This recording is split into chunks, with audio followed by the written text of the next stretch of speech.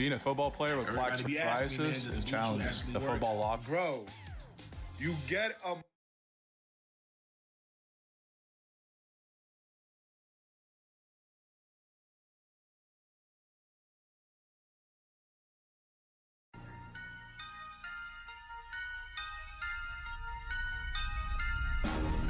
Ice up, son. What's up? Ice up, son. What's up? Carolina, keep pounding. Carolina, keep pounding. The Panthers on a prowl will continue driving down the field to the red zone. We just got a first down and 10. Smitty on the loose, wide open Ted again. Stack 6 more on the board, looking like a win. With the 6-game winning streak, put them out their misery.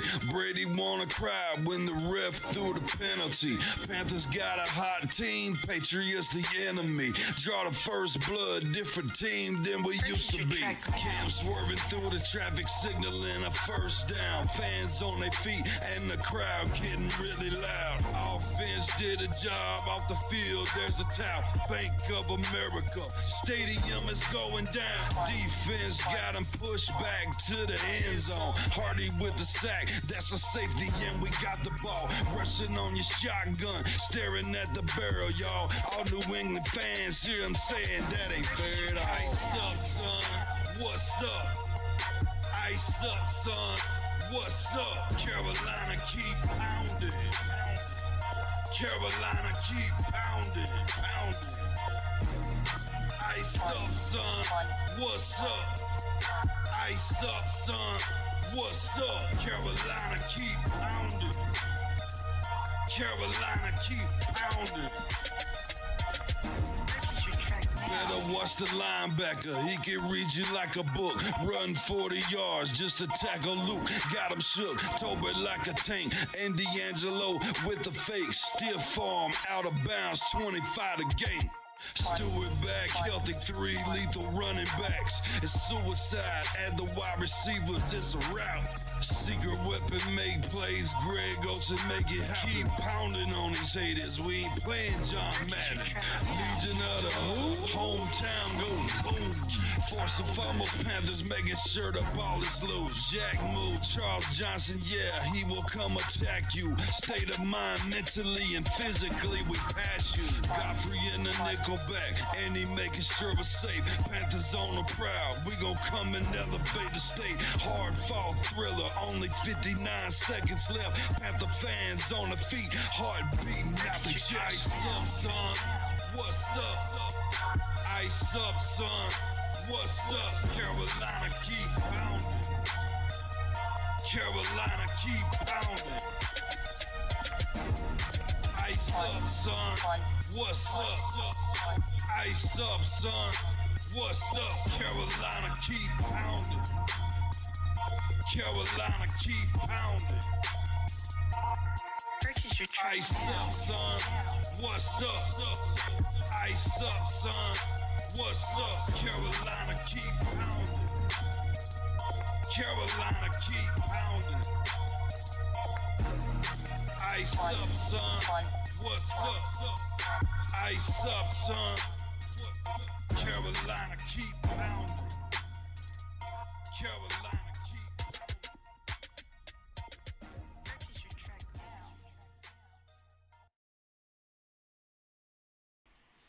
All right, folks. Week 17 preview is underway. Hit that like button, hit that sub button, hit that bell, select all, leave a comment down below if you feel like doing so. And don't forget to check out the Facebook group page. Keep pounding in all caps for in-game post polls, opinions, and reactions to NFL news, such as scheduling for the channel. And for the Yahoo Sports app, Keep Pounding Fantasy Football League. If you want to get your hands on an intro like the one you see on the screen, if you are a content creator, go check out Lindara Ty on Instagram. Fair pricing, awesome person to work with, very patient, and just very cool person to work with. So you'll get videos, panels, etc. Go check her out. Lindara Ty on Instagram. Alright. Let's get this thing rolling, shall we?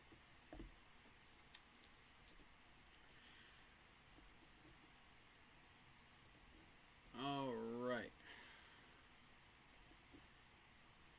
So we are going into Tampa Bay Raymond James Stadium for this week. We got 2 more games left. And I'm excited. I gotta say, I'm excited. Because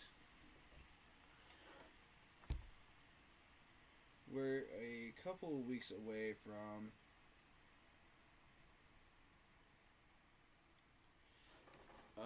the end of this regular season period and the start of the real work, which begins this off season. And the main priority for these last couple of weeks is minimizing injuries as much as possible.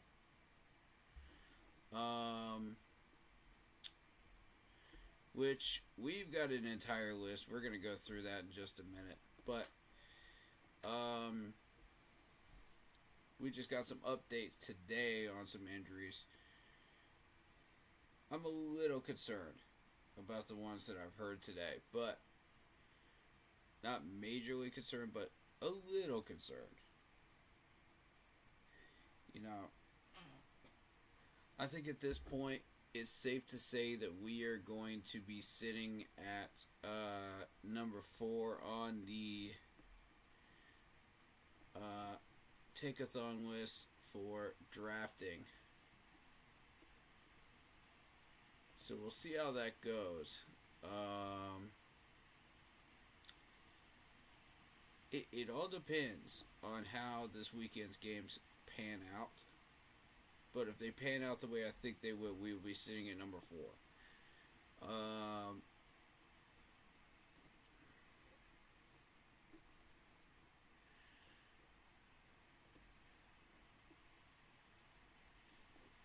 As of currently, we are number 8.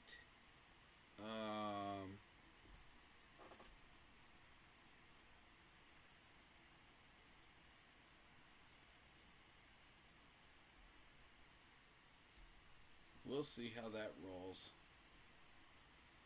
as Sunday comes into focus here. We've got the teams that are ahead of us: Chicago, Las Vegas, Cleveland, Tennessee, Jacksonville, New England, and the Giants. Now, as I've explained before on previous streams, I don't see the Giants or New England moving out of those 1 and 2 spots. So what we're going to be doing with is a battle between Jacksonville and Tennessee. And if all goes well and Jacksonville beats Tennessee, then we're going to be looking at Tennessee. What is Tennessee going to be doing next week? Let's find out. Week 18, Tennessee will be playing Houston. So if Tennessee somehow beats Houston by some miracle, Tennessee is out of our hair as well. That leaves Chicago, Las Vegas, Cleveland as the last 3. Shout out to Real Sunchild. Keep pounding, brother. What's going on, man?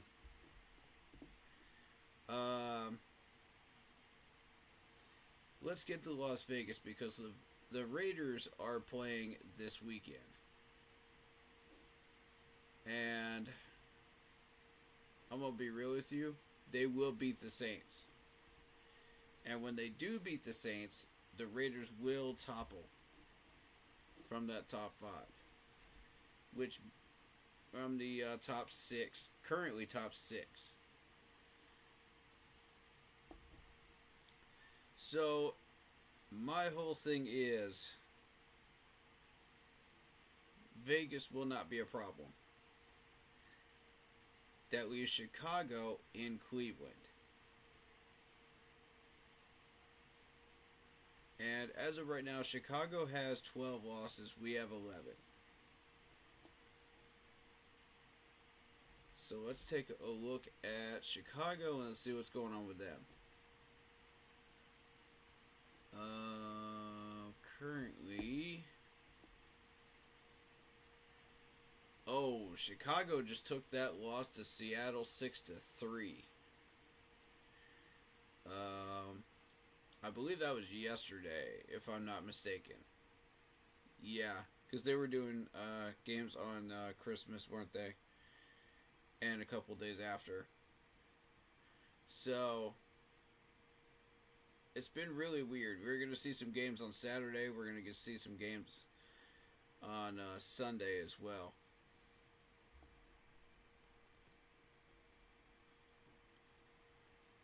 So the games we're supposed to see on Saturday, which is technically today, we're at 12:49 a.m.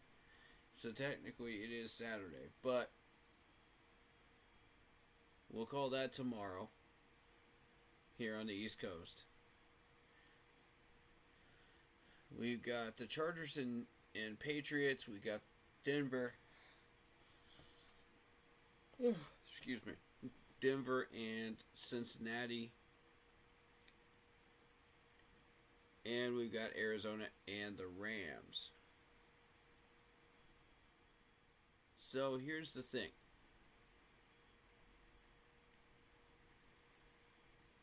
As I said before, I don't see New England actually winning any games, so I'm not worried about New England. They're going quarterback anyway. Cincinnati and Denver.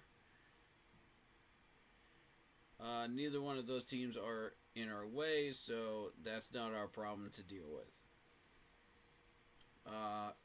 Arizona, Rams, same thing. So realistically, the Saturday games aren't that interesting to me. It's the Sunday games that we need to pay attention to. Because, and the biggest one is, of course, our own. The second biggest one is that Tennessee and Jacksonville game. Let me see if I could find...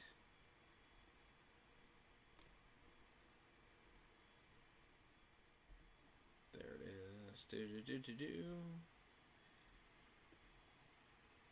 We are at week 17, correct? Doop.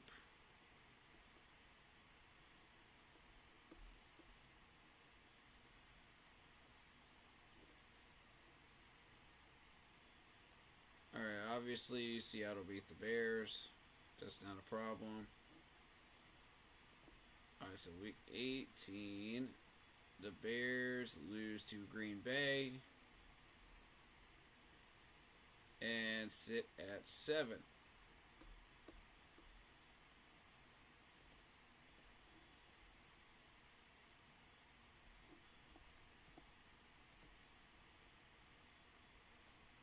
Now, the reasoning behind why the Bears sit at 7.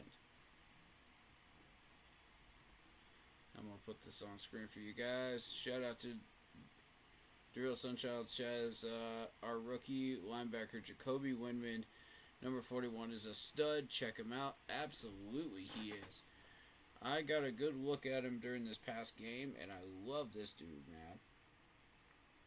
Dude was an animal for us, and I'm excited to see what his future holds here in Carolina, for sure.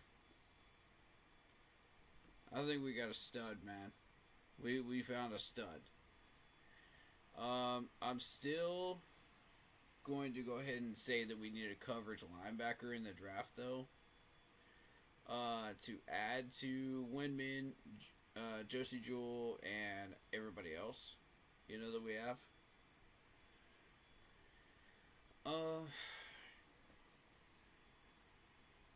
at this point, I'm hesitant to say that we need to drop one of these linebackers. I don't think we do. I think they all contribute in their own way. And they all do contribute. That's the thing, they do. But we need a coverage linebacker.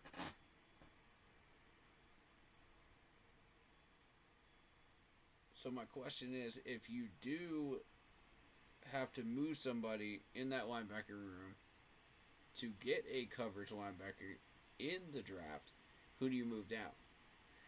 Or who do you cut? That's the question. For me, I don't know. I need to look at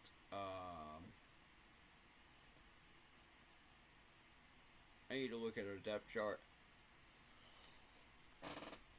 Excuse the yawns. It's been a busy week. You'll get used to it if you're not used to it already. I do this all the time during streams. Honestly, we put Chandler Wooten back on the 53. I'm here for it. Cam Gill has been contributing. John Radigan's the only one that hasn't. As far as I'm concerned, John Radigan is the only one that has not done anything. And you can check the stats, because John Radigan, 4 years in the league, 6 foot even, only 5 solo tackles, that's it. That's literally it. That's all he's done. Shaq's been hurt. That's why he hasn't been doing anything. And I see you mentioning him.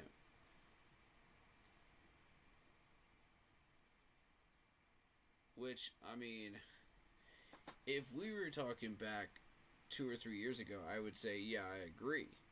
But now, it's 2024, and we're looking at run stopping. We're looking at solo tackling. We're looking at guys that have shown development. Shaq has improved. I will say that. He has improved. But the question is how much?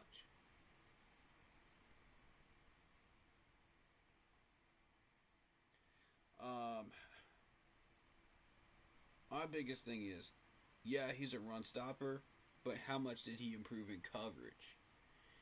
That's the correct question that you should be asking. When he's been on the field, and you can accurately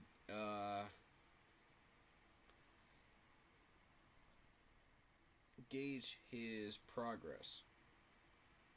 I guess this is the correct wording. So if we're doing that, then yes, he has improved when he was on the field. So again, my odd man out in the linebacker room is John Radigan. You know, with all due respect, it is John. With only the 5 solo tackles, that's with everybody else doing everything and contributing and everything. Ooh, and it might be Chandler Wooten, to be honest. 6'3", 230. He only has 4 solo tackles. It's between those two, honestly. I mean, which one do you like better? And for what reasons? What do they do? You know? If they both do the same things, then it's going to be an interesting choice between the two when we go drafting and we get a coverage linebacker to fill one of those spots. You know? One of those 2 spots. I think Cam Gill has done enough to contribute right now. I'm happy with Cam Gill. Honestly, I like Chandler Wooten at the moment. It's John Radigan that hasn't done enough for me. I haven't seen enough of this dude yet to suggest to me that he should be on this 53 next year. I mean, Mr. Radigan proved me wrong. Let this be a motivational fire for you. Prove me wrong. Otherwise, I'm gonna throw you in the fire, bro. I hate to do it, but I mean, really? Only 4 tackles? That's it? I get it, you're second on the depth chart, but what else are you doing to contribute? You know, we put some of these guys on special teams too.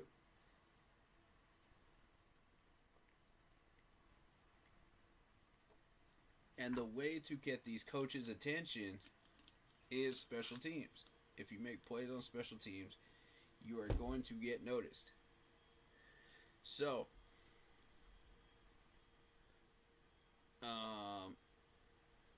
honestly, we really desperately need some help at defensive tackle. Shy Tuttle is not it. Jaden Crumity, it remains to be seen. You know, 2 solo tackles so far. But, I mean, how many actual snaps does this dude have? That's the question. I've got questions about how many snaps did this dude get given in order to do what he needs to do. I know Shy Tuttle's been out there like all year long and barely done enough, you know, to get by. 18 solo tackles, 1 forced fumble, that's it. And we're talking about a guy that's played 4 full seasons with the Saints before signing here. So, with me,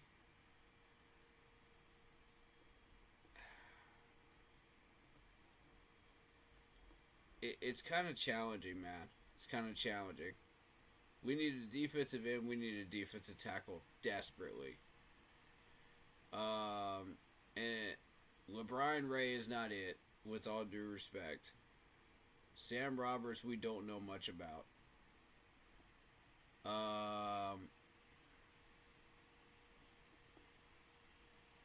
Did we just get Sam Roberts?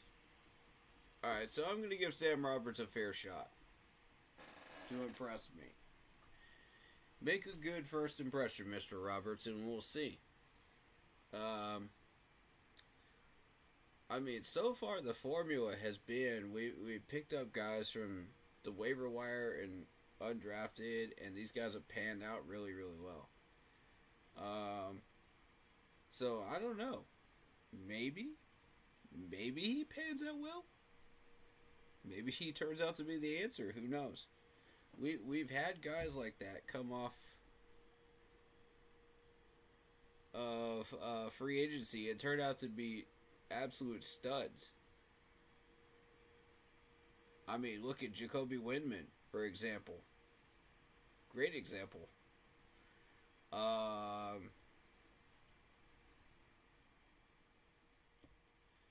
Who else? I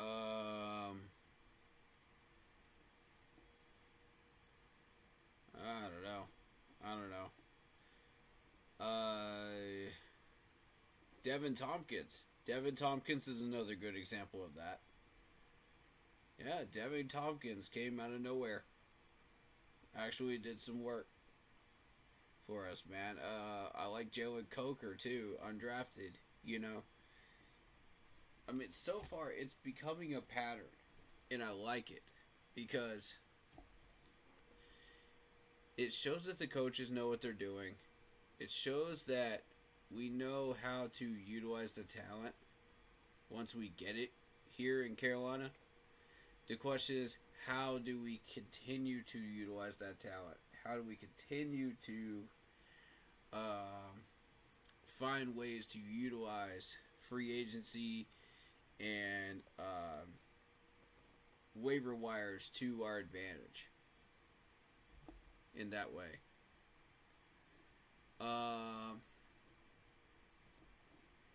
Let me just reply to this message real quick.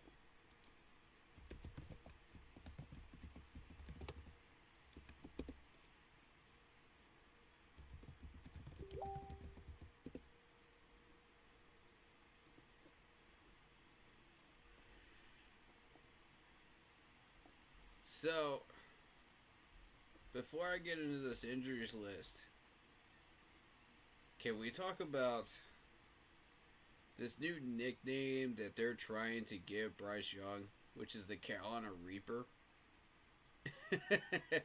The Carolina Reaper, man. That is wild. Like, if you would have told me that that was going to be our nickname for Bryce at the beginning of the year, I'd be like, okay. But if you look at it, though, we beat the Saints, we beat the Giants, and we beat the Cardinals. And the Raiders, too. So, I mean, keep that in mind, man. We almost beat the Chiefs. We almost beat the Buccaneers once. And we almost beat the Eagles. So, I know it sounds a little evil, but hey. What other nickname would you like to give him? I'd be interested in hearing some ideas. So throw it into the chat or the comment section, whatever ideas you have for his nickname, besides the Reaper, so we can get that going for him, man. Because I want to do that for him, man. I want to help create a nickname for him. Because, Bryce, it's time, buddy. You deserve a nickname. After doing all that work and making things happen.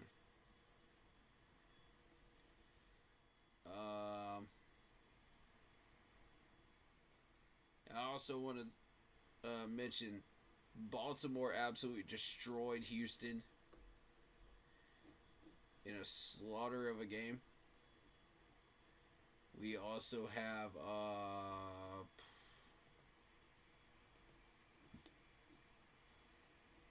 KC beating Pitts 29-10, which is not a surprise, really. Let's be real. That's not a surprise. KC does have more firepower than Pitt. Did I see it being a 19-point win over Pittsburgh? Not really. Did I see a win over Pittsburgh? Yes. I thought that Pittsburgh defense would put up more of a fight, but apparently not. So it shows me they still have some work to do.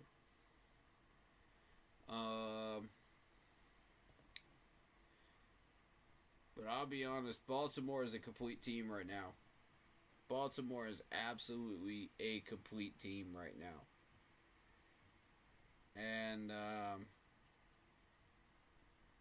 I think they got a real shot at getting to the Super Bowl this year. They've got a real legit shot. Wouldn't that be interesting? Detroit and Baltimore for a Super Bowl. I'd be here for it. I'm here for it. I would check that out.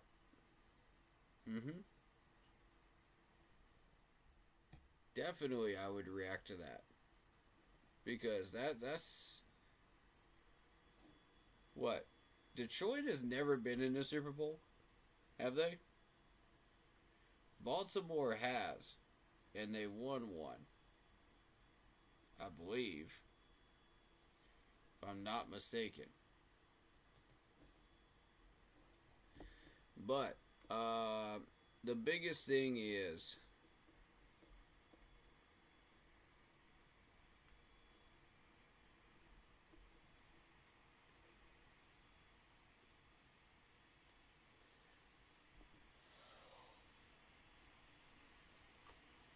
okay, so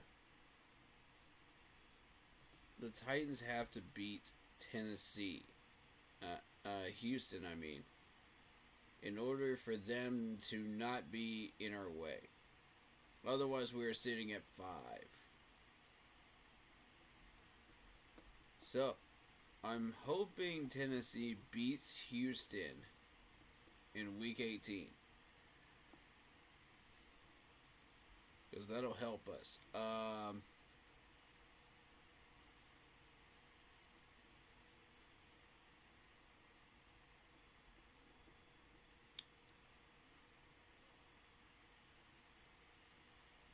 The Browns, I don't see the Browns winning a game. That's the problem. That's why I see us sitting at 4. And should that continue, and I believe it will, 4 spot is not too bad. We can do a lot of damage at number 4, for sure. The only way I see the Browns maybe winning a game is against Tua this week. So maybe we take a look at that game at 4 o'clock on Sunday. At 4 o'clock, 4:05 is what it's listed as on ESPN. So perhaps we take a look at that.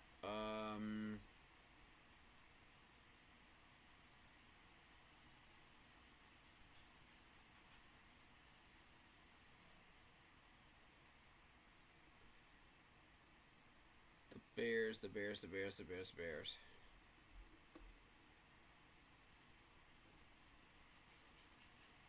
See, here's the thing. Chicago is going to lose to Seattle,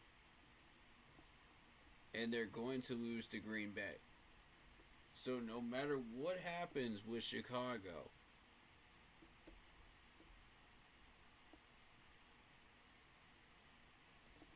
I just don't see Chicago being a threat. Regardless.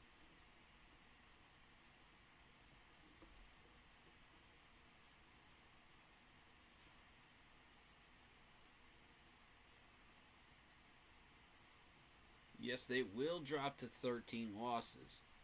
That's the thing. Yes, they will. But you're going to have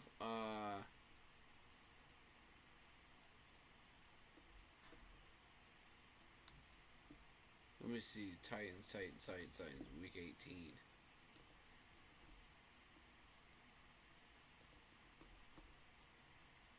You're still going to have 2 14-loss teams. That's the thing.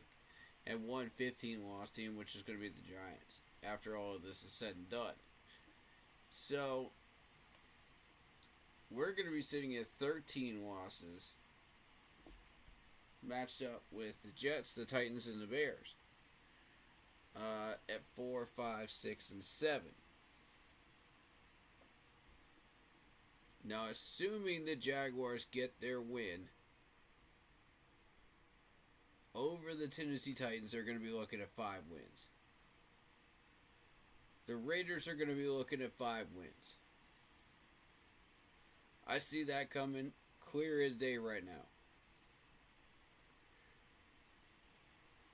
The Saints have an opportunity to keep the Raiders where they are. But I don't think they'll be able to do it. I don't think so. So, with us sitting at number 4, we have direct opportunities to pick up Abdul Carter, an offensive tackle, should we wish to go that route, A defensive tackle, should we wish to go that route. A quarterback, should we wish to go that direction. Or a coverage linebacker, if you'd like. I mean, 4 different possibilities there, sitting at number 4. I like my odds. And the odd variable is, of course, Hunter that won the Heisman. So, we have actually 5 options sitting on that board, positionally, that we could take advantage of at number 4. But my question is, should we take the bait on Hunter, or should we get what we want at number 4 at a position of need and run the chance that somebody grabs Hunter that is a good team? You know, that's the thing. Man, that is so tempting to me. I'm not even gonna lie to you. I'm not even gonna lie to y'all. I mean, it's no secret the dude can play 2 positions, so maybe he becomes the talk of the NFL during draft time. Maybe he doesn't. I don't know. And the way I want to play this is, I think, if I'm Dave Canellis and Dan, I'm thinking, okay, if this dude actually pans out and becomes who everybody thinks he is, as far as the hype goes and who he is, you know, in general, what he can do, then we need to go after one of the primary positions of need, such as defensive tackle, linebacker, or defensive tackle. That would be what I would go after at that point. Now, of those players, I'm not going to tell you which ones we're looking at, because there's too many scouts out there, of course. But should the media not hype up Hunter as much, I'd say add him to the board. You know what I'm saying? Like, add him to your boards. In that case. It all depends on what the sports media decides to do with Hunter, as far as that goes. Honestly, I wouldn't have him as a strong candidate, as a pick. But you never know, right? You never know. The NFL draft is weird like that, to where, yeah, maybe you don't need to immediately go after a major need like that, and you could settle for a B-plus player, you know, at a position of need. If you find a special player like that, shoot, and you feel like you can't ignore it, I'm not going to fight that. You know what I mean? If that player pans out and he becomes a Pro Bowler at some point, I'm not going to fight that. I'm going to say go for it. Because, yeah, are we settling for a B-plus defensive end, defensive tackle, linebacker? Sure. But was it worth it if the dude becomes a Pro Bowler at 2 different positions? I'll let you decide.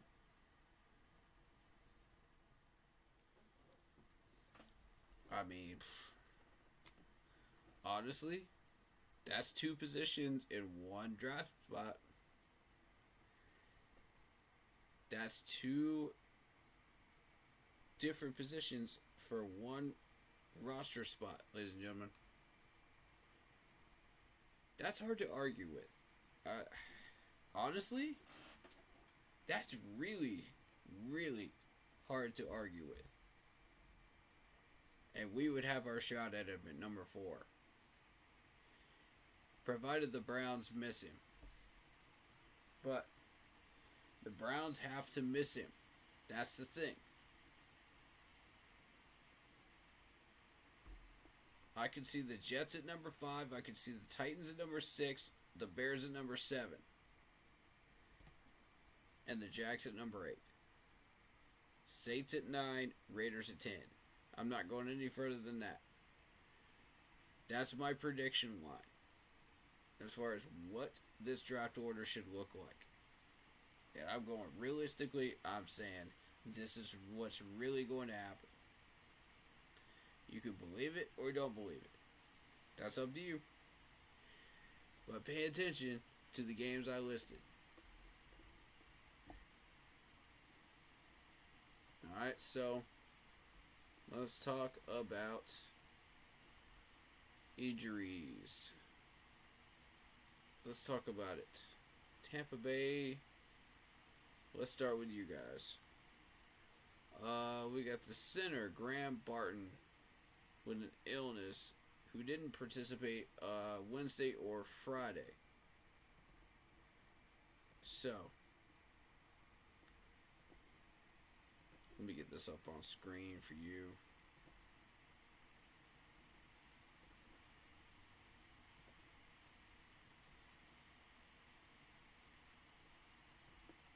There we go. There we have it. Alright. So, I'm assuming that's Graham Barton, the starting center. Let me get that depth chart put up on the screen, and we'll know for sure. Okay, yeah, Graham Barton is the starting center. So you're probably going to see Robert Hainsey. Now, Robert Hainsey is a 4-year veteran for Notre Dame, 6'4", 306 pounds.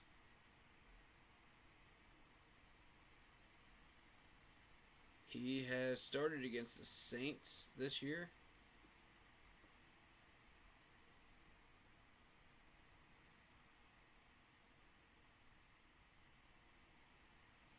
Didn't start any games this year, technically. He was involved in one game. Okay, so he didn't start that game. Noted. Okay. But he started all 17 games in 23. Started all 17 games in 22.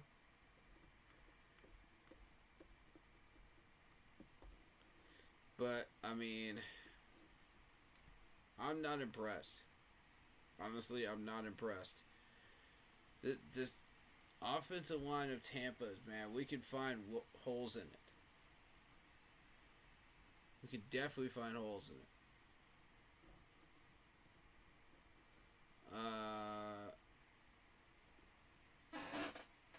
I don't see any other injuries on that offensive line, so let's move on.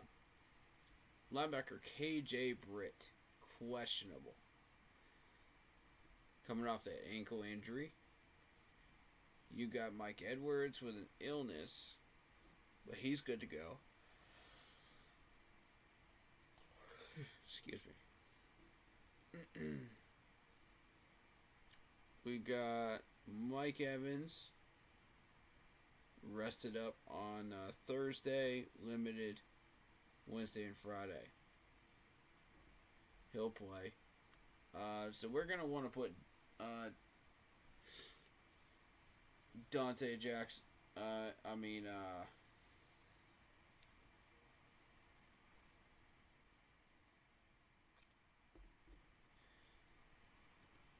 Yeah. We're going to want to put Horn on him. I think that's the best idea as far as Mike Evans. I know that when Dante Jackson was here, Mike Evans burned the heck out of him. Turned him into an oven-roasted duck during the time that he was here. So, I do want to offer up a word of caution for J.C. Horn, who is going to get matched up against him. Do not let this man beat you. Respect his speed, respect his abilities, but stay on him, okay? Do not overestimate him. And do not underestimate him. Mike Evans is exactly who he is. He's Mike Evans. He can and will burn you if he gets a chance to. So if you are out of position, if you are not able to keep up, if you are not paying attention to him, but you're paying more attention to the quarterback, watch out. That's what's going to get you burnt. That's what Dante Jackson kept doing against Mike Evans. And he didn't learn from it. You can go back and look at the tapes. That's exactly what happened. And you knew Dante had the skills to keep up with him. Just like we all know that JC can keep up with him. Now the question is, will he? That's the big one right there. Will he keep up? Alright, so moving on, you got William Golston, defensive lineman, knee injury. Didn't practice Thursday and Friday. I don't see Golston playing. I'm going to be real with you. I don't see Golston getting on that field.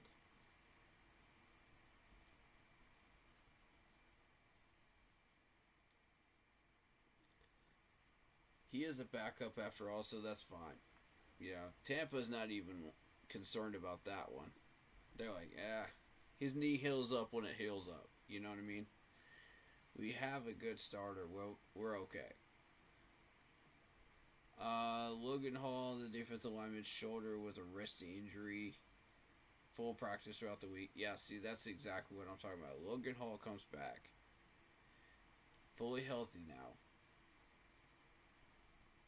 See.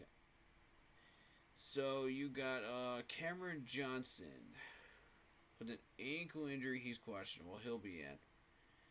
Kevon Merriweather, safety, knee injury, limited practice Wednesday, Thursday, but full participant on Friday. So I'm hesitant to say that I think he might be in for the game, but I don't know. Might be a game time decision. So for any fantasy owners trying to play for the championship right now, which I don't think anybody is because it's week 17, it could be. It could be for some. If you're looking at William Golston, it ain't happening. He ain't coming in. If you're looking at a guy that is Cameron Johnson, I'd be cautious on that one. Yellow light on that one. Because I don't know whether he's going to play or not. And they list him as questionable, but probably with an ankle. I'd bet on it. But I'd be very, very careful about what you think he's going to do if you're trying to get fantasy points out of him. Merriweather, it's a game time decision, so I would not go that direction if you have him on your fantasy team.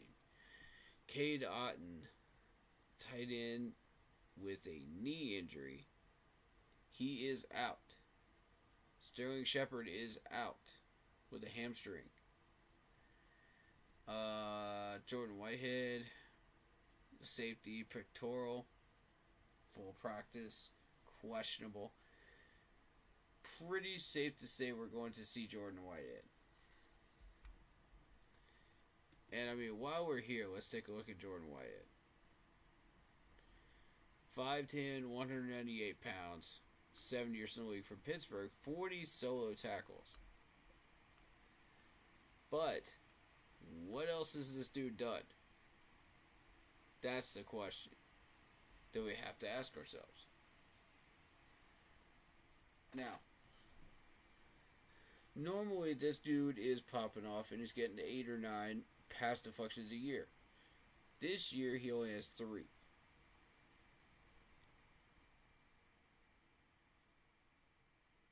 I'm telling you, wide receivers, beware. If you underestimate this man, he will pop off.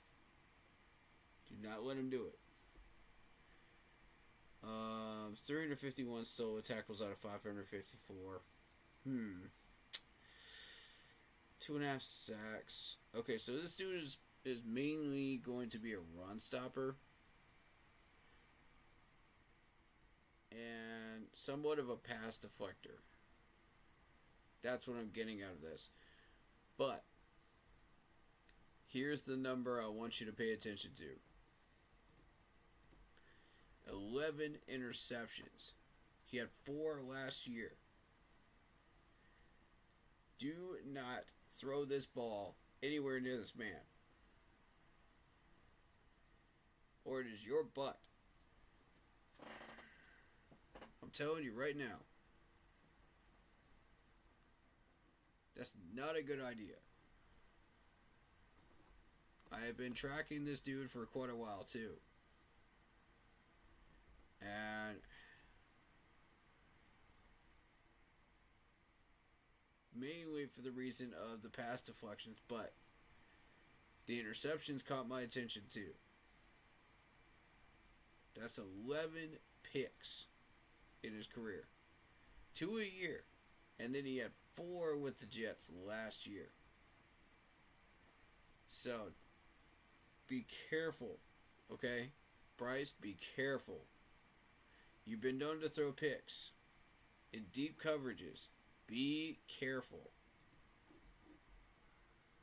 Alright? Let's see. Antoine Winfield Jr., knee injury, did not practice. He is out. And that's a big one for the Buccaneers. Winfield Jr. has been a major contributor this year. 5'9", 203. 31 solo tackles, 2 sacks. And if you really put it in perspective, he had 3 picks last year. But here's the number I want you to pay attention to. 30 pass deflections. He had 12 pass deflections last year. 12. Good Lord. Then you got 11 forced fumbles on top of that. This dude is a game changer. We are lucky he is not out on this field this time around.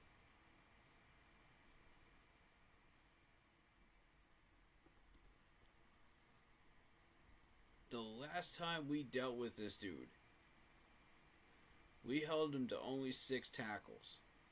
So he was only doing run support duties. But he could have been doing a lot more. If you consider that 11 forced fumbles in his career, 6 of them last year, that's not a fluke, ladies and gentlemen. That's a legitimate number. And that's something that we need to be aware of. And we're lucky this dude's not seeing the field with his 30 pass deflections. That's the biggest one for me. I don't see him getting a pick off of Bryce Young if he was on the field. More like a forced fumble.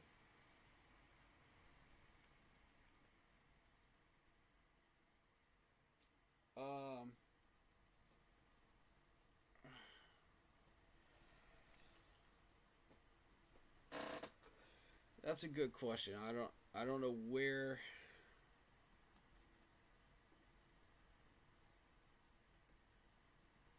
he is getting these forced fumbles from. I'm not entirely sure. So, I mean, be aware.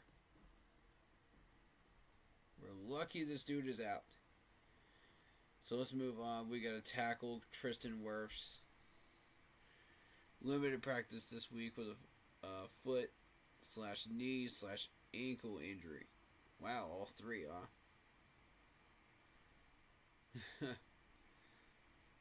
Oh boy. Jamel Dean, corner, knee injury, limited practice on Thursday and Friday. Okay. Then Levante David. Limited practice on Friday because of rest. Which is understandable.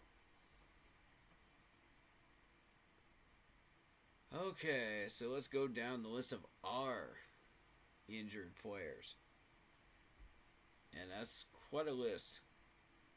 Let's get started. New addition, Taylor Moton to this list. Did not practice all week. Doubtful with a knee injury. I don't think he plays, and that's going to mean we are putting in Josh Neiman. Y'all know how I feel about Josh Neiman right now.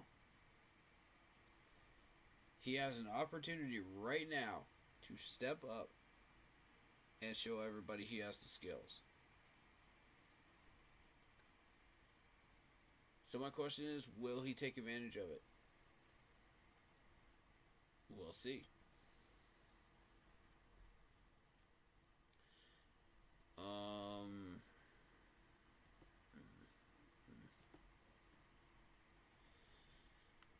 Another new addition to this list is Chow Smith-Wade. Chest injury. He is out.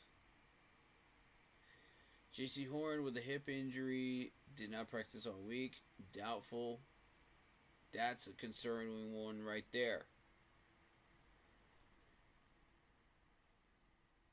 So, with that being said, now that we know this information, Mike Jack will be put on Mike Evans.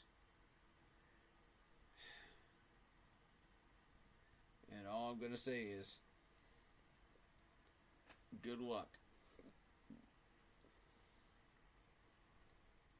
Let's see how good Mike Jack really is against this dude. Because now you're forcing somebody that we just picked up in free agency to battle a top 5 veteran wide receiver.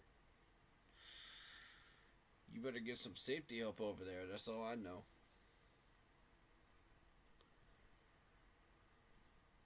Otherwise, you are in trouble from the get-go, Mike Jack. That's all I know. Oh, boy. Alright. Chuba Hubbard, knee injury. Did not practice Wednesday. Limited practice on Thursday and Friday. This is a major, major blow to our offense if Chuba does not play. Major blow. And this is exactly what I'm talking about. You push this dude too hard. You get him to do too much. He injures himself. We did the same thing to CMC.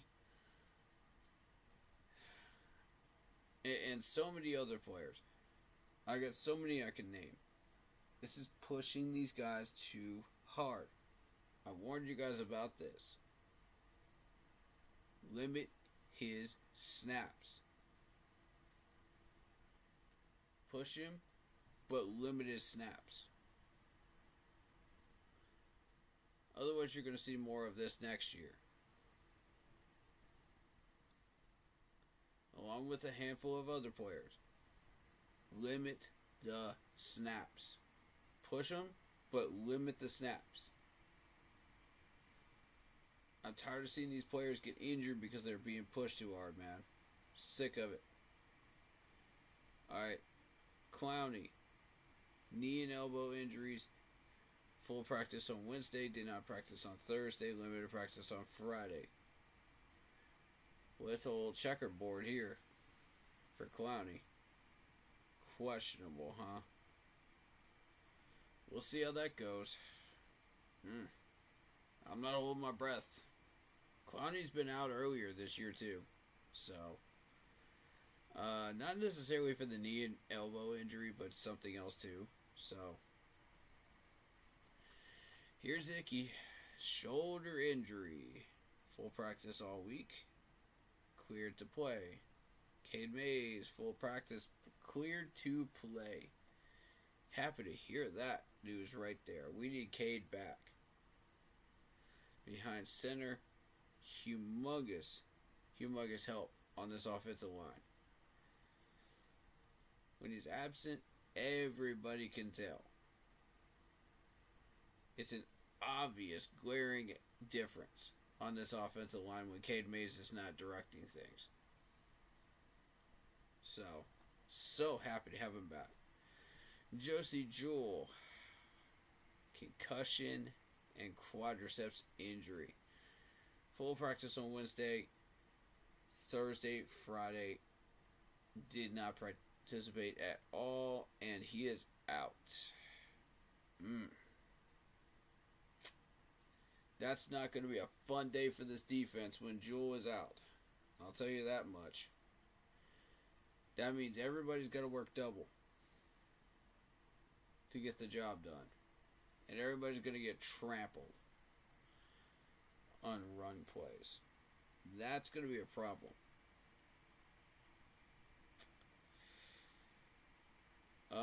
Xavier will get hip and wrist injury.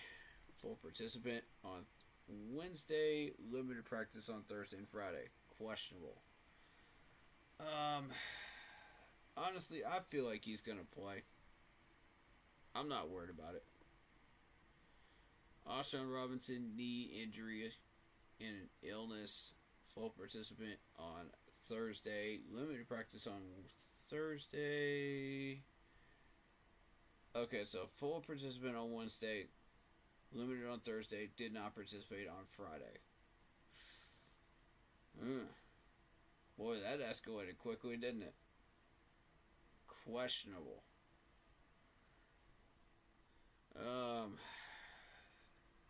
Jeez. I feel like we're starting to see a little bit more of this on this chart the further on down we go. And it's a concern. I've raised this question before. Are we pushing these guys too hard in practices? Is that a thing? Are we pushing them too hard in practices? Legit question. I don't know. Time to start taking a look at some of these drills, man. Shoulder and knee injury for DJ Wanham. Full participant on Wednesday, limited Thursday and Friday. And a questionable status.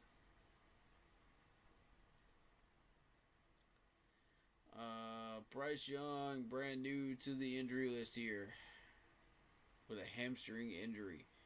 Full participant though, good to go. Damian Lewis, ankle injury and an illness, did not participate on Thursday, limited practice on Friday. That's a big injury. If he goes down, that whole right side could be exposed because we've already got Taylor Moton down.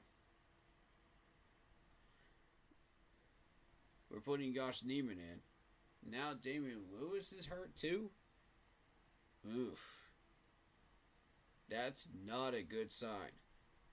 You better hope Tampa doesn't have a really good pass rush. Otherwise, that's going to hurt. And all I can tell you is, Bryce, be ready to run. Okay. Barno. Knee injury, limited practice all week. Honestly, Barno wasn't that big of a loss. Even when he was on the field, he didn't even push that hard. and contribute that much. You know, being the fact that he's been on the bench forever, I just don't see Barno being a big loss for us on a Sunday like this. You know, with 2 games left, we're not making the playoffs. We're not doing anything exciting. You know, so Barno right now is not going to be a big effect on us. Limited practice on Thursday and Friday for him. No designation.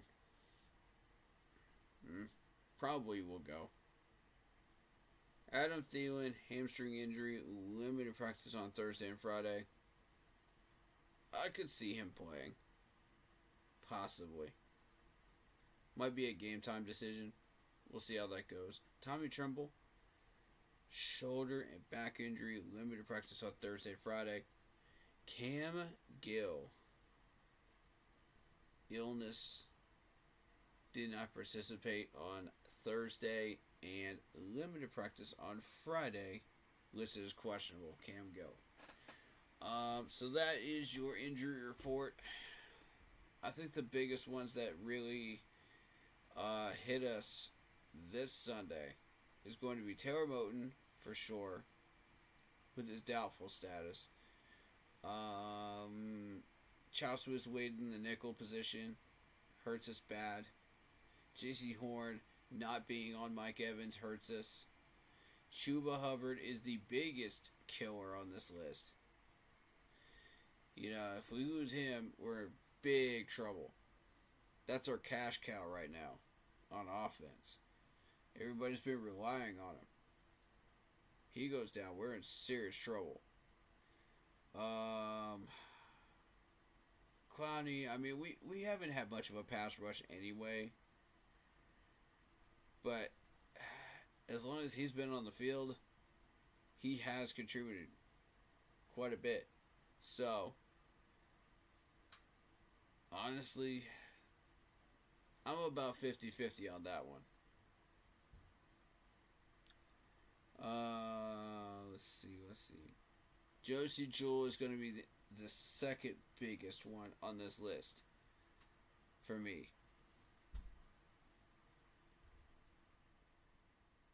You got Josie Jewell, the legendary running, stopping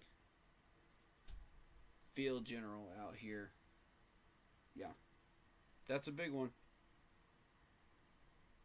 Nah. Can't have him out, man. Can't have him out. That's a massive impact on this defense.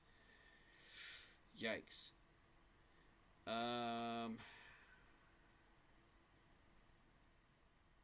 XL's a big name. Bryce Young is a big name, but Bryce will be fine.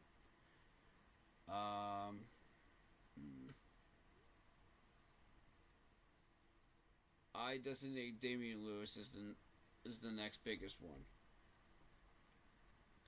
Then Adam Thielen, if he's not able to go. And then Tommy Tremble. So, those are my guys that I think, without them in, yikes. You know what I mean? Like, this is not going to end the way we think it will. Anybody that thinks we're beating the Tampa Bay Buccaneers after reading that list right there, you might want to rethink that. I'm just saying. Just because we took them to overtime once doesn't mean that we can do it twice. I mean, yeah. We had a letdown game. And then we won an overtime game. So, I mean, excuse me. At this point, we have made our statement to the league. We are not bottom feeders. We're not the raw meat of the league. We actually do have a pulse. So, with that being said, at this point, I don't see the last two games being worth winning. I don't know what that does for us. You know what I'm saying? Maybe it helps us a little bit record-wise and makes us look a little bit better. You know, but at this point, I don't see that helping us.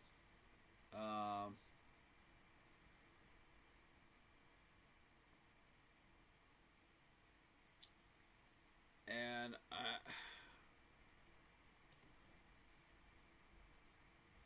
I mean, do we sit at 4 wins at the end of the year? Yes.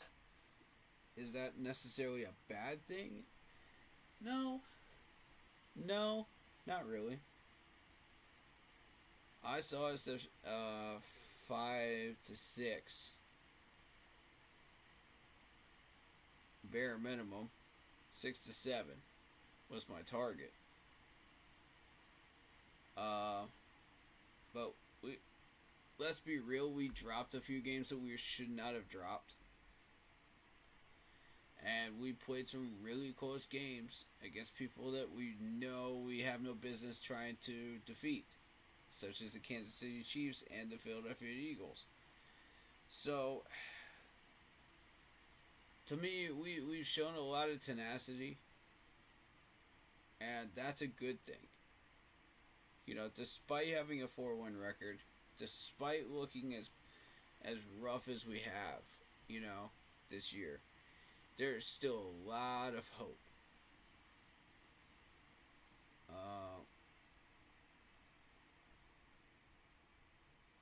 So this is going to be very, very interesting to see what happens here.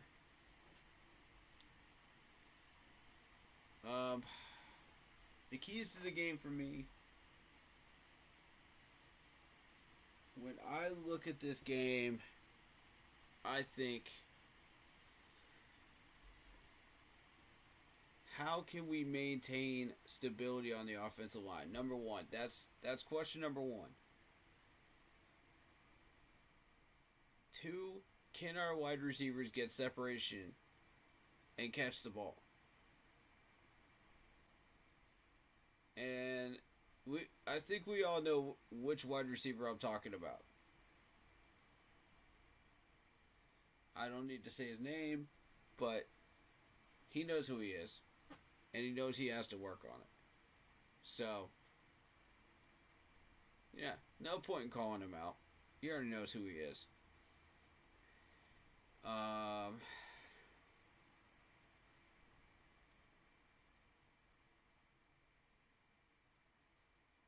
Let's see. But yeah, stability on this offensive line. That's where I was going with that thought process. And with Damian Lewis in jeopardy here of playing this game or not,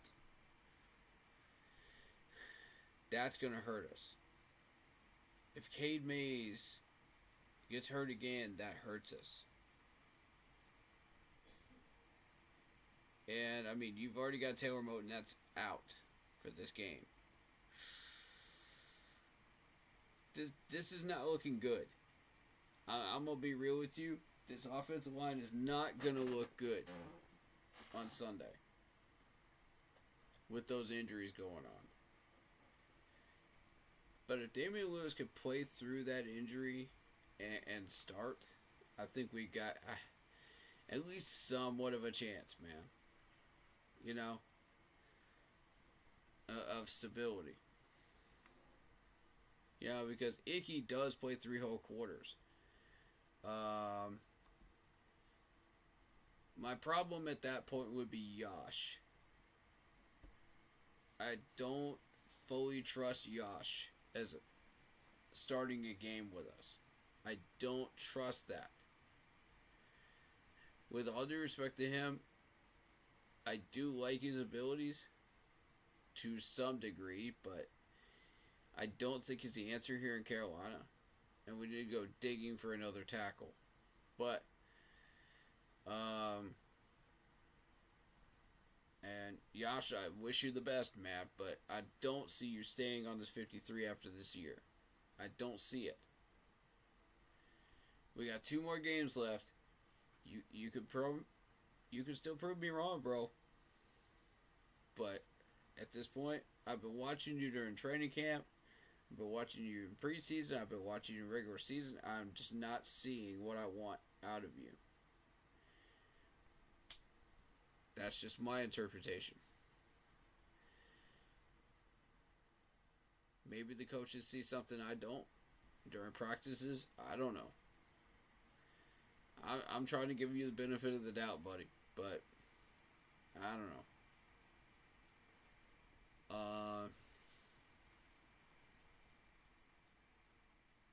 And the other key to the game, the third key to the game, is Chuba.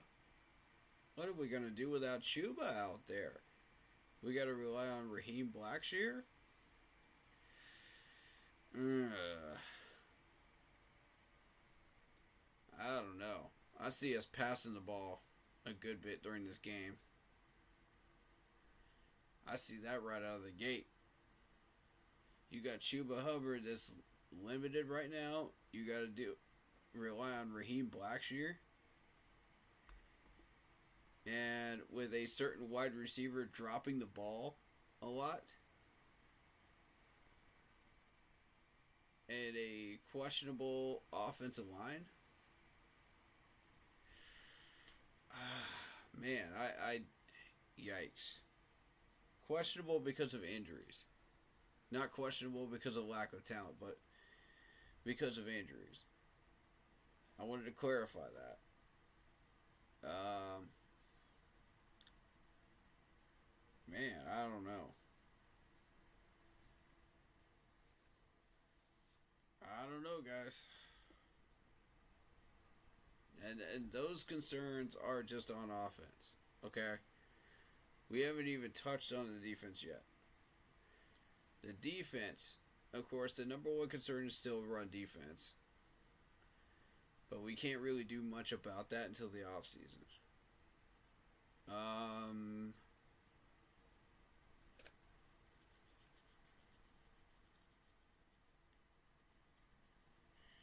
Josie Jewell being out today is going to be big. So, it could be Dane Jackson and Mike Jackson out there taking care of business. You'll see Caleb Farley in uniform.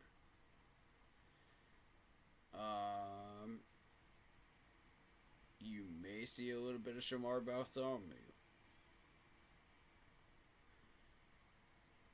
Because of Charles Smith-Wade.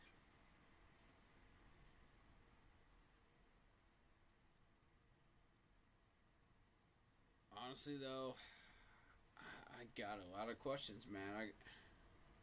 Are we going to be handling our tackling correctly? Techniques, hands, footwork, the works? Are we going to handle that correctly? So that's another one for me.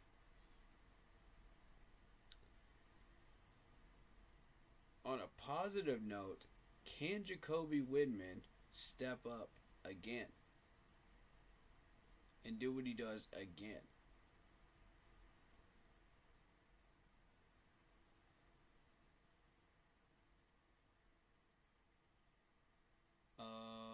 Let's see. Who else on this defense? Who else on this defense do I want to focus on? The pass rush is going to be the second to last issue I've got. And how is Cam Gill going to do if he does see the field?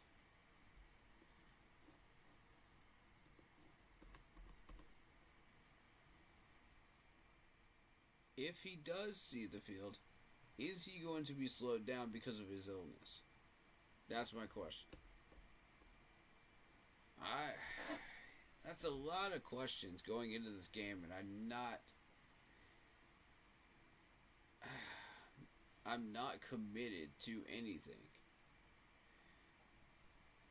as a Panthers fan, as far as saying, like, oh, we're going to do this, we're going to do that, we're going to get the job done.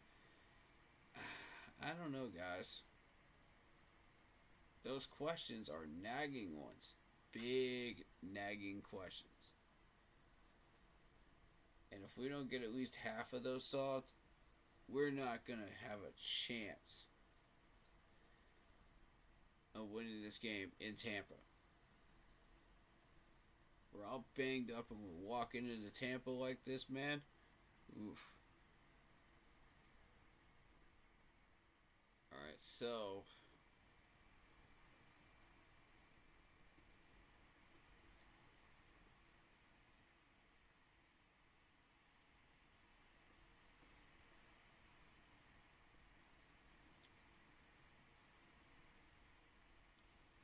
and I think my last concern, actually, I do have one more.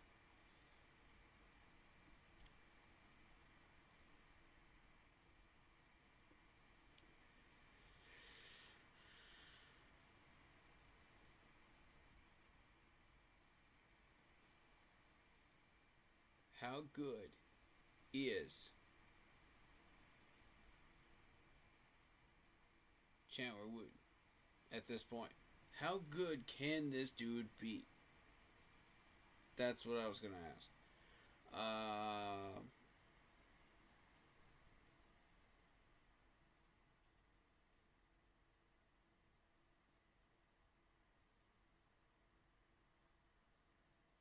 Can Caleb Farley come in and take care of business too?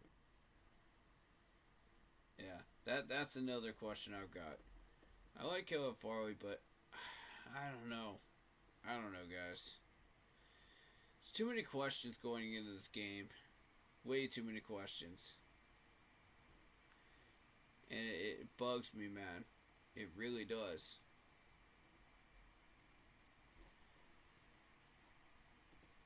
Because on paper, this is a nasty roster. If we keep them healthy, man. We gotta add some people. But is it a really, really good roster? Absolutely.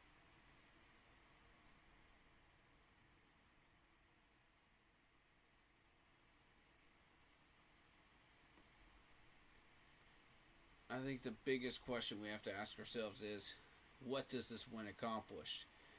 Should we manage to get it?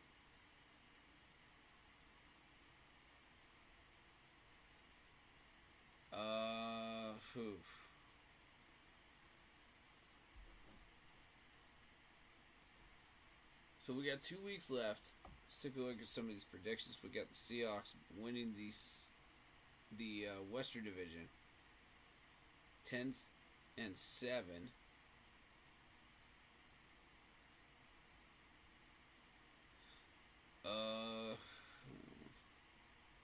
We got the Buccaneers winning their division here in the South.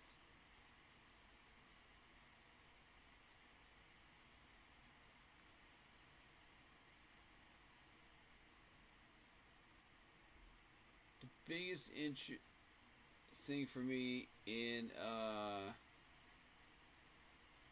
the East here is Washington and Philly going head to head here. Philly's got the advantage. They're better. And when you look at the NFC North, 3 teams in the NFC North have double-digit wins. And then there's the Bears at 0-6 in division play. The Bears. Oh, but remember, we got fleeced. Y'all never let us forget it early on in the year. So we're never letting you forget it either. That's not an excuse anymore. Come on, Bears. Pick it up, man. Pick it up. What a joke. Y'all want to come into our chats and talk all this trash, and yet y'all finish out 4 wins just like we are. Yeah, where y'all at? Where y'all at the end of the year? Oh, I'm sorry, where? Sitting there right exactly where we are on the draft order. So the next time you guys want to talk trash, and either me or Blitz's chats, make sure your team can back it up.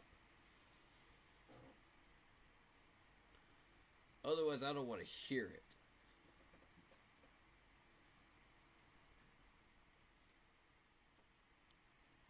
Oh, and if you somehow manage to land a certain coach in this offseason, I definitely don't want to hear it. And neither does Blitz. Neither one of us are wanting to have that conversation with you people. But, whatever.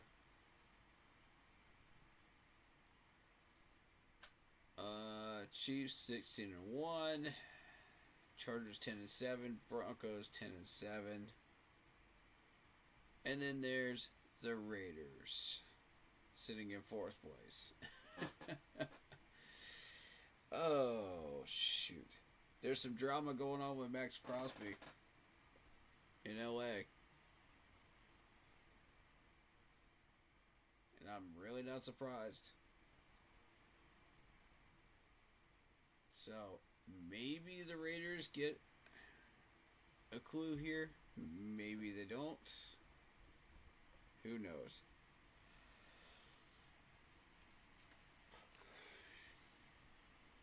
Either way, Chargers beat them in Week 18, so it doesn't matter.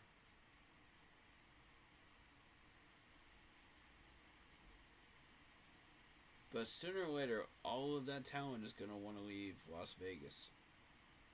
Telling you. And when they do, Dan, you better be ready. Have your hand on that phone. Because I want phone calls going out to at least 2 of these players in LA. You know which ones. Need I say the names? Y'all already know which 2 I want. Stop playing around, man. Let's get serious this offseason. Alright, so in the North, this is a weird division right now. Let me show y'all something. Buffalo sitting at 14-3 after my predictions are done. 14-3.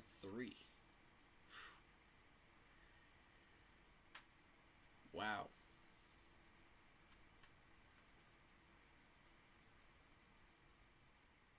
In the absence of New England and their dynasty, now you're seeing the Dolphins rise up with 9-8. And even without that dynasty out there, you're still looking at a 3-win New England team now. And a 4-win Jets team.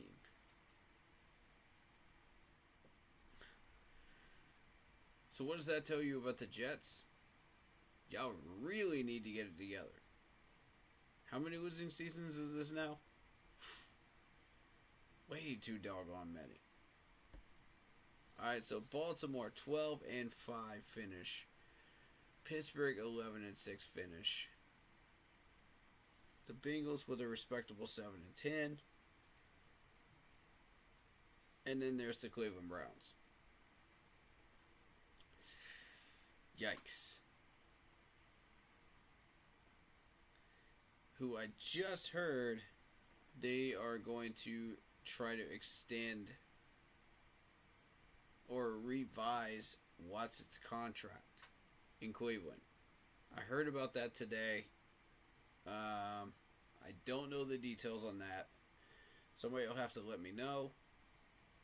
But yeah, Watson's contract is being revised.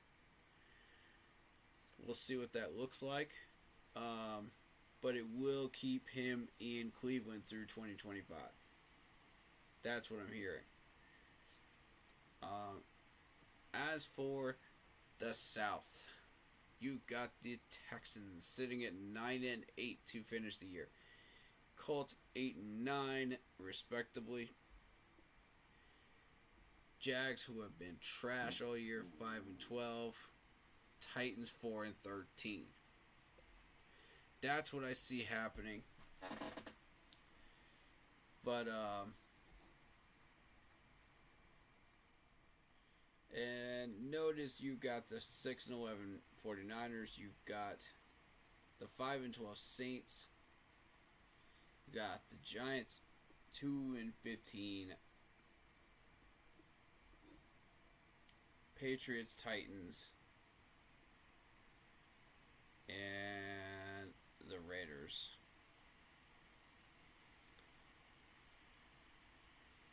So those are your big teams to contend with down here.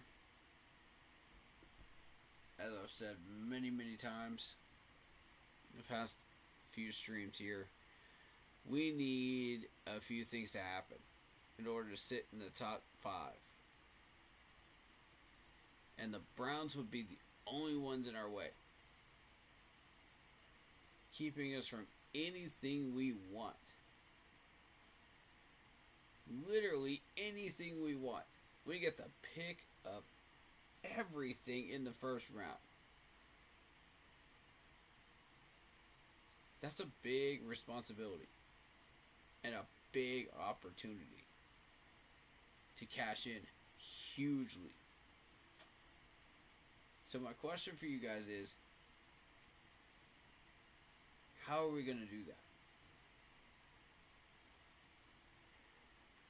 Can we get lucky and only have to deal with the Giants, Patriots, and Browns ahead of us? Can we get lucky? Again, requires us losing both these games to do it. It also involves a little help from the Jaguars and from the Tennessee Titans. We'll see how this rolls, but that's my predictions.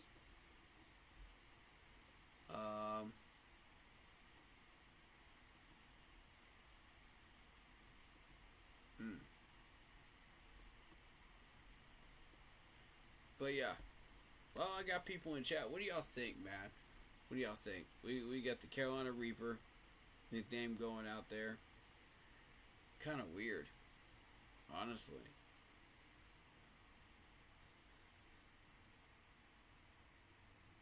This is such an interesting finish to the year.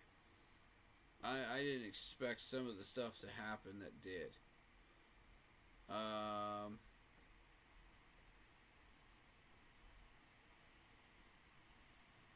But yeah, I've mentioned this a few times though. This team is capable of doing whatever they put their minds to.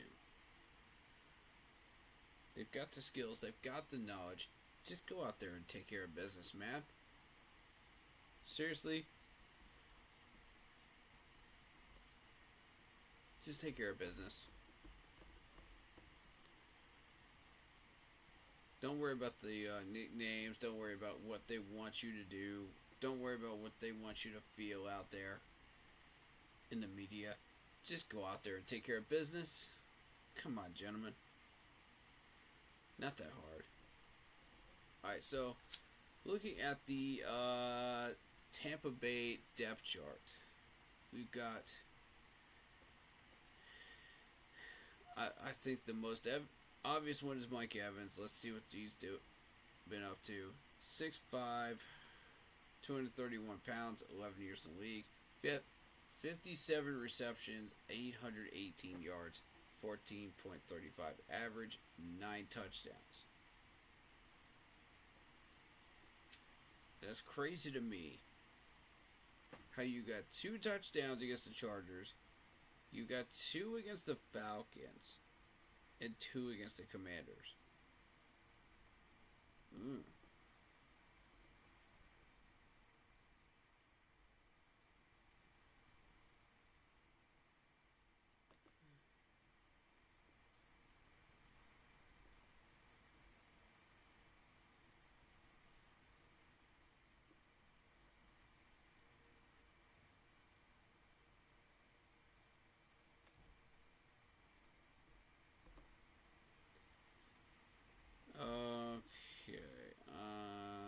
biggest number that stands out to me is the yardage. Sorry, I was just digging into these lyrics, these stats a little bit more here. Just looking for something that catches my eye. So it took me a second. I'm seeing some double-digit touchdowns here, which concerns me. The yardage concerns me with Mike Evans.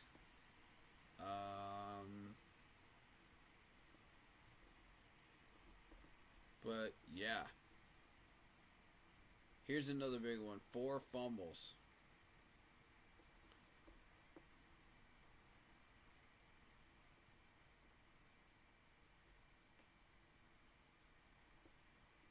And only 2 of them lost. Okay.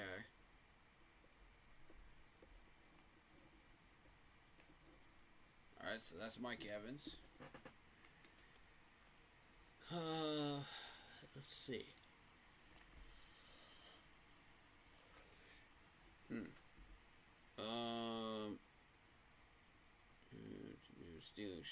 Sterling Shepard's hurt. Jalen McMillan, rookie from Washington, 6'1", 192 pounds, already making an impact. 27 catches, 336 yards, and 5 touchdowns. That's pretty big numbers right there for a rookie wide receiver. So much respect to him.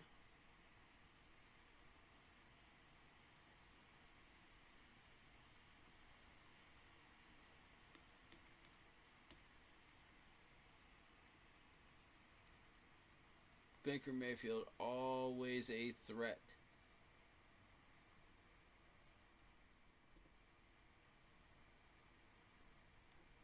Raheem Jarrett, 6 foot even, 192 pounds, from Maryland. 8 catches, 113 yards, 14.13 average. So this dude moves the sticks. That's what he does.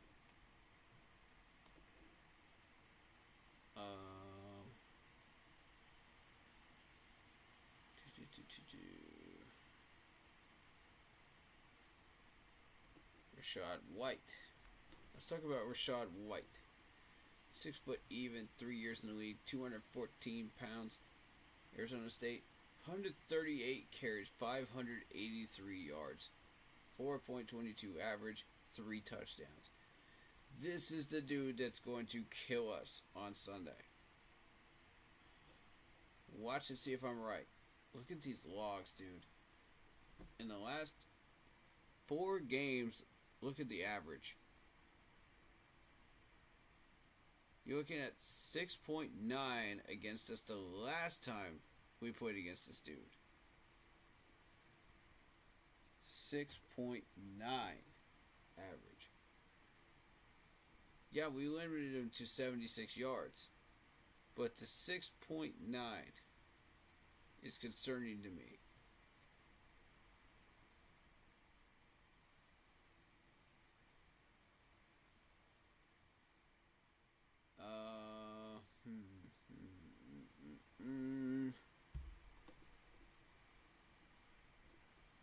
Overall,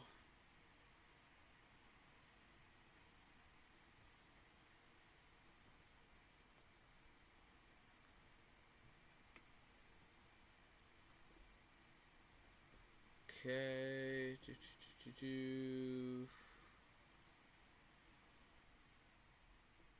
I think that's their offense. You might see some Bucky Irving.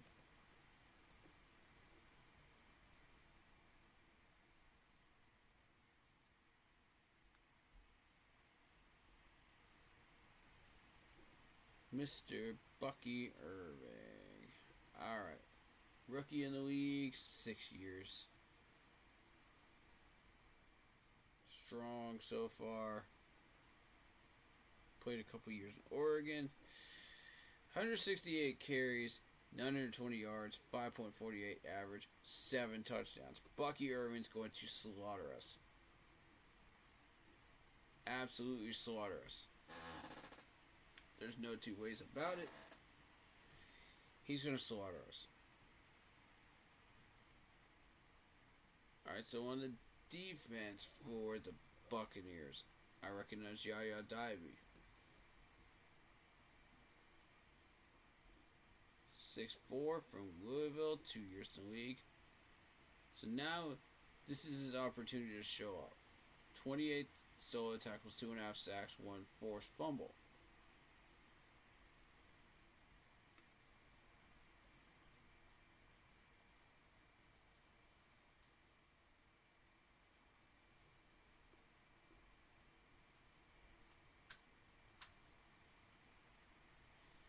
Let's see. The biggest number I see for him is these 2 forced fumbles and 3 fumble recoveries. Pay attention to that.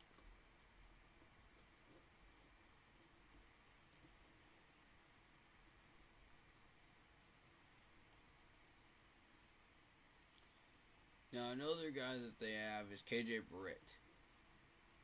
And for people that are not familiar with KJ Britt, he's a linebacker, 6 foot even, 235 pounds in the league, 4 years, 28 solo tackles and a half a sack. Dude is a monster. However, those solo tackles versus the final combined 120 tackles, gotta work on that. Gotta work on that. 3 pass deflections so far. So he's averaging one per year, and he's already given up 1 this year. Or gotten 1 this year. Okay, cool.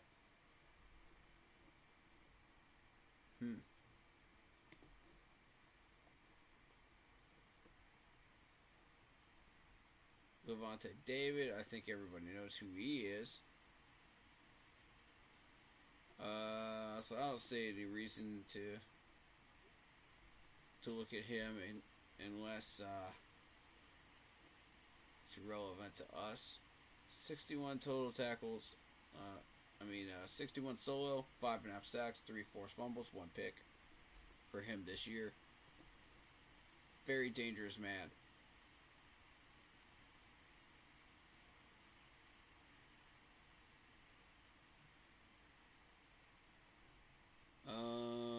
Also on defense, you got Antoine Winfield Jr. Let's take a look at you. 5'9", 203 pounds, 5 years in the league from Minnesota, 31 solo tackles, 2 sacks.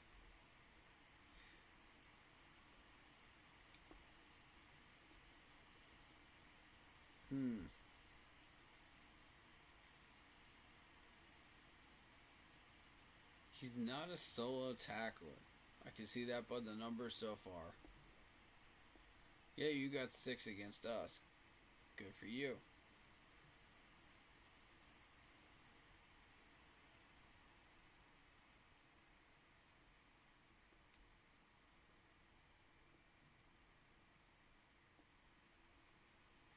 And looking up his final numbers, I can see 11 interceptions here. He has none for this year. Pay attention to that. None. If this dude plays, he is a problem.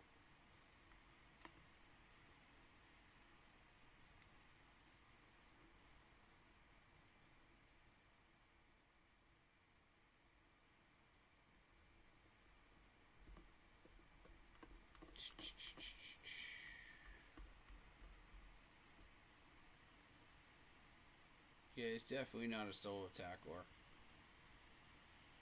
I don't see that being a problem. But the 30 pass deflections is a problem. So, we're very, very lucky. Once again, not to see this man on the field. So what you're going to see is Mr. Thomas here.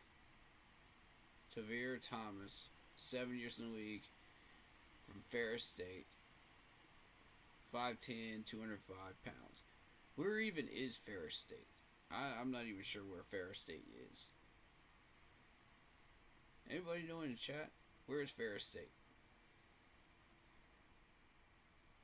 Let me know. I've never heard of it before. 7 solo tackles.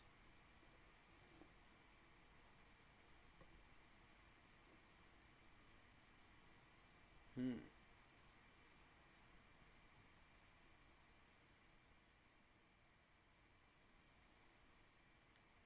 6 pass deflections. 2 interceptions. Here's the biggest number right there. 6 forced fumbles. He had 2 last year, 2 in 2022. And he does not have any this year. Be aware. Again, if these people play, that is going to become a problem.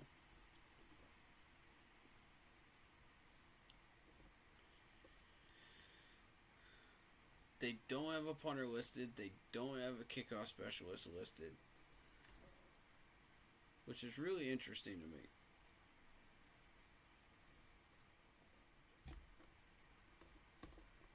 Maybe they're trying to figure that out right now. I don't know. But anyway, that's my thoughts on reading those schedules and checking those guys out.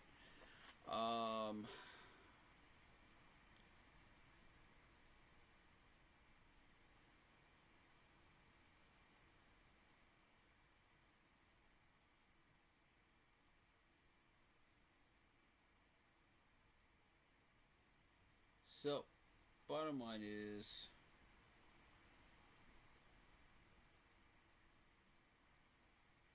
can this game help us or hurt us in the long run?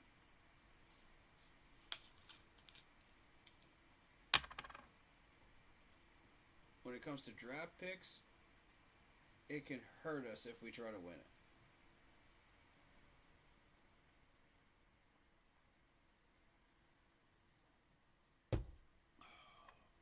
When it comes to injuries, it can hurt us if we don't keep people on the field.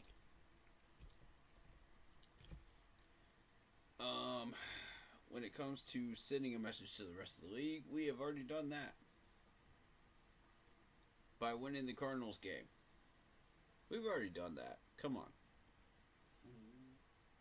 So,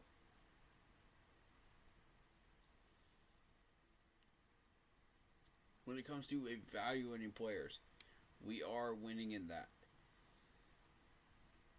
In development, and technique, and skills, and footwork, and hands, we are winning in that. In strategy, we are winning in that. But does all of that translate to a positive score on the scoreboard that we can be proud of? Sometimes yes, sometimes not. It all depends. So, that being said, this Tampa game is going to be a bumpy one. We may not win it. In fact, I don't see us winning it, but if we do, I'd be surprised. I'd be very surprised and shocked. But,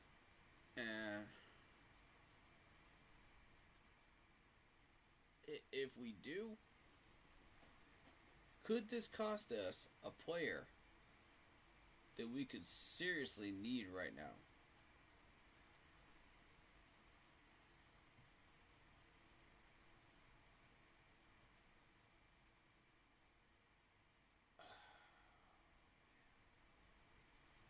This is going to be a rough one, guys.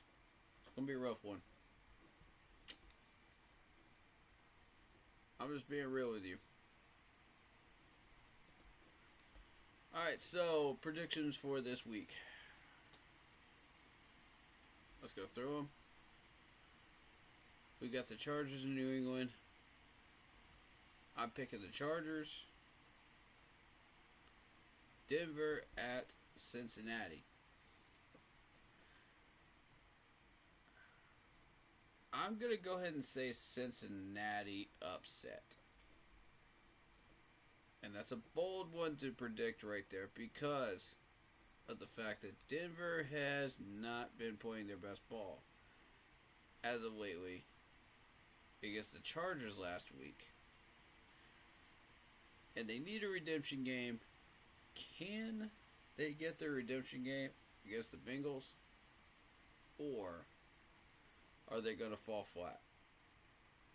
And then take another L to the Chiefs to finish out the year.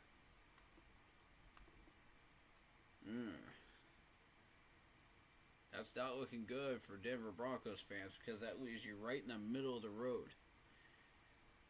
That's 9-8 to finish out the year. You don't want that.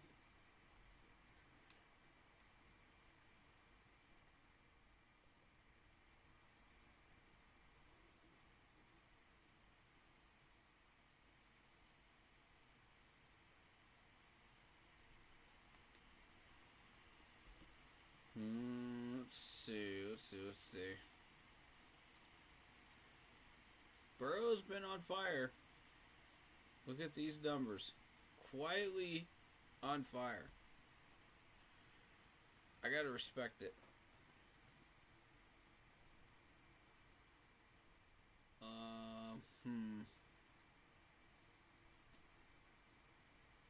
You got Mr. Brown leading the way with the rushing game.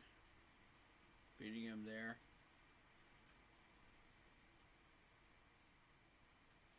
And then you have Mr. Chase. Jamar Chase, to be exact. Leading in the wide receiver area for the Bengals. Honestly, offensively, I gotta say Bengals. I'm locking that in. Bengals. Alright, Arizona at the Rams. I'm going to be real with you. This is a game that nobody wants to win in the West. Because they know neither one of these teams are going to be playoff contenders. Even if they do somehow get the dub.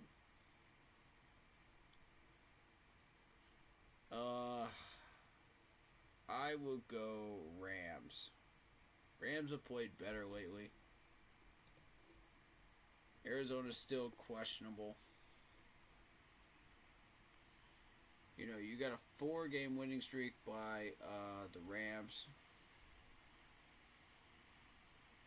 Saints, Bills, 49ers, Jets. I mean, 2 of those are contenders. 2 of those are legitimate contenders. The other 2, sorry about your bad luck. But you're not contenders. Alright, so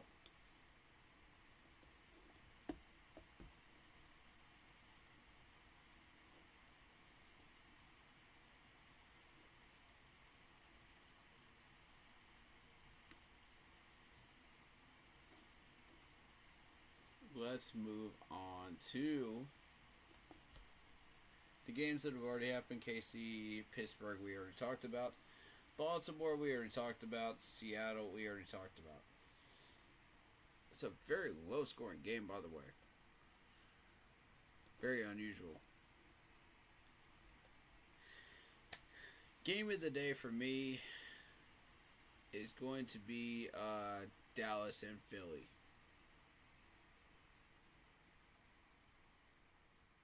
This is always a thrilling game. And the other game of the day is going to be Green Bay at Minnesota. Those two have been rivals for a number of years, battling each other in some nasty competitions. And I do mean nasty. When you see these two battle each other, it's like a titanic fight to the death, man. You know, they both want it. But only one can claim it. You know?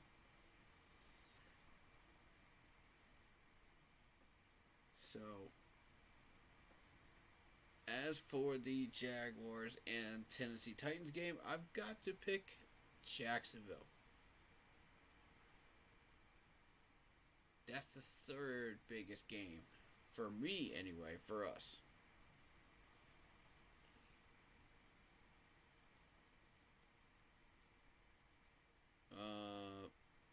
Raiders and the Saints.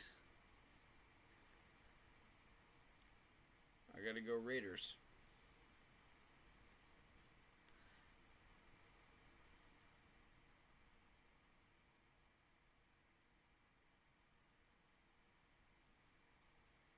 So, you got Dallas and Philly. I'm picking Philly. I'm going Philly. For obvious reasons. Dallas is collapsing. They're garbage. Moving on. Colts and Giants. Easy one for me. Colts. Come on, challenge me this week, man. Challenge me. Make me fight for my pick, man. That's what I want. Miami and Cleveland. While there is a small outside of the box chance Cleveland gets a weird upset, I gotta go Dolphins. I just don't see it happening. Maybe. Who knows? Green Bay, Minnesota. Here we go. Minnesota's got more firepower. They're more equipped. Green Bay's got some good players of their own. It's going to be a great game.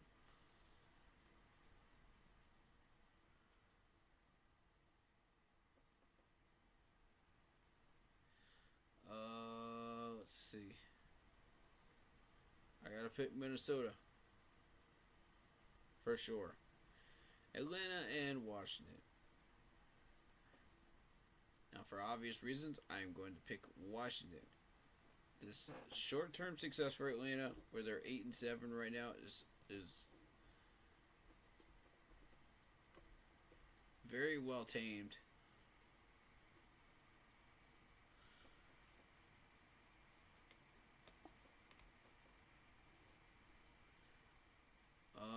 Oh yeah. Washington beats Atlanta for sure. Detroit and San Fran. I think that's an obvious one. Detroit on Monday night. They're way more equipped for the playoffs than San Fran is.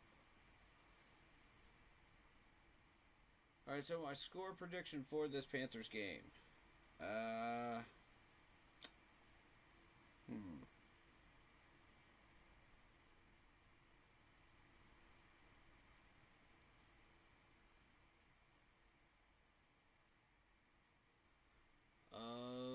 Let's see. Putting all the calculations together.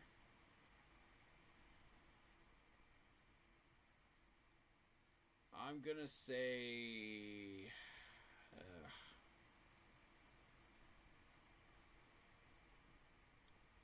35-27. We make a late surge, but it's not enough.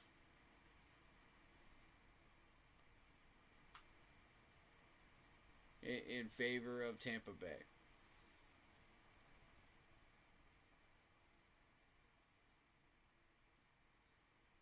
Baker Mayfield's been throwing some balls, man. Let's be real. Baker's been throwing some balls. I would maybe amend that to 28-14 if our defense plays well.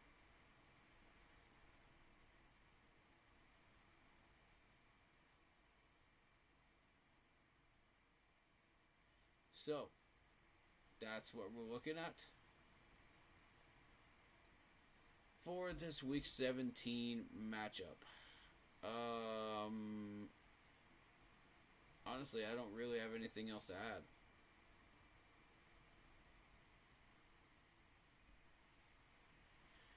Nobody's in chat, so. But if they are, what are you thinking right now? Got any players you want to ask about? Got anything that you want to talk about in chat? Panthers related wise? Let's get it out there in the open.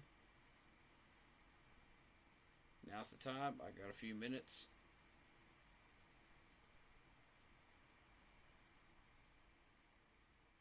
Give you guys a couple of minutes.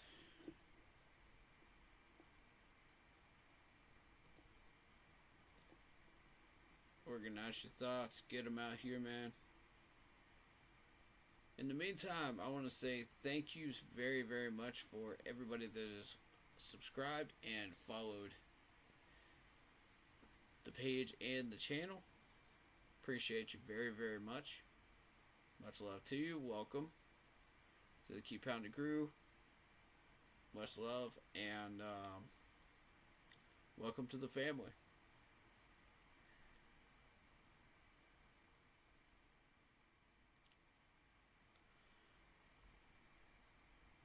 So I will wrap up by saying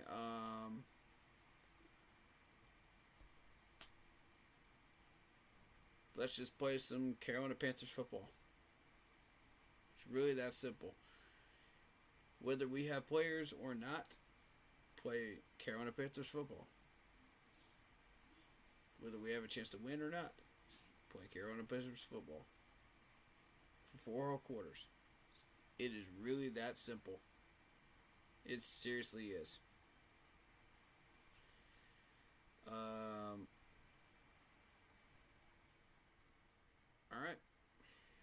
Any players that want to improve their status and make them look good, that are under evaluation, show up. Be a man of action. Don't just talk about it, be about it. Alright. If you are a player that is possibly not going to make it until next year,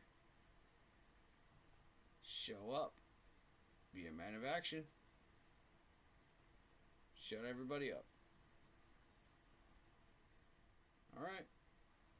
That being said, Blitz is in Japan.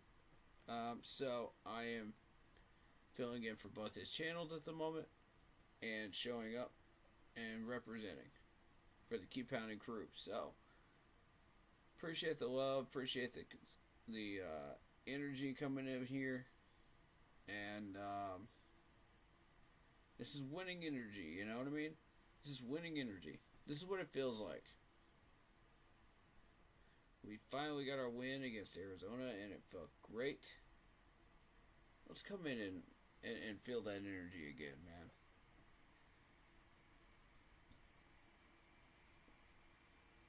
With that being said,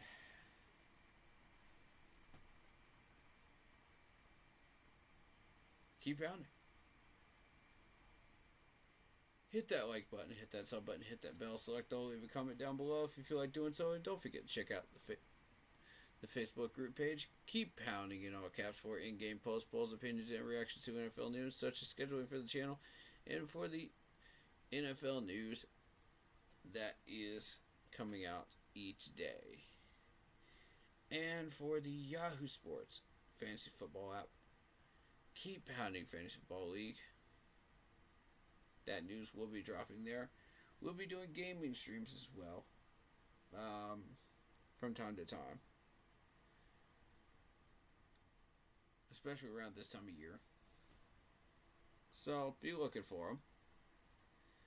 And of course, the live game reaction at 1 o'clock on Sunday to the Carolina Panthers versus the Tampa Bay Bucks, Week 17 matchup.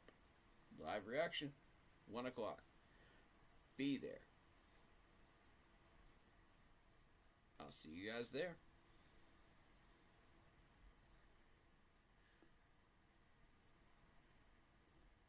Much love to everybody.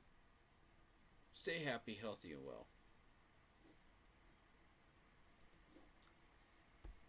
And, of course, if you want to get your hands on an intro like this, if you're a content creator, go check out Lindara Ty on Instagram for awesome videos, panels, things of that nature. She does everything. So, go check her out. Very patient, very awesome to work with, and very, very kind. Lindara Ty on Instagram. Shout out to Real Sunchild in chat, and anybody else that was lurking and did not decide they wanted to chat. I respect it. Hey, I lurk all the time in other people's chats, so I respect it. So, sometimes you just don't want to say anything. I get it. Get and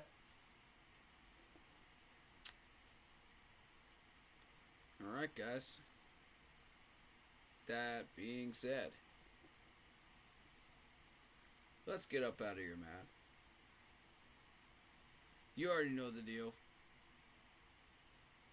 Keep pounding. Peace, guys.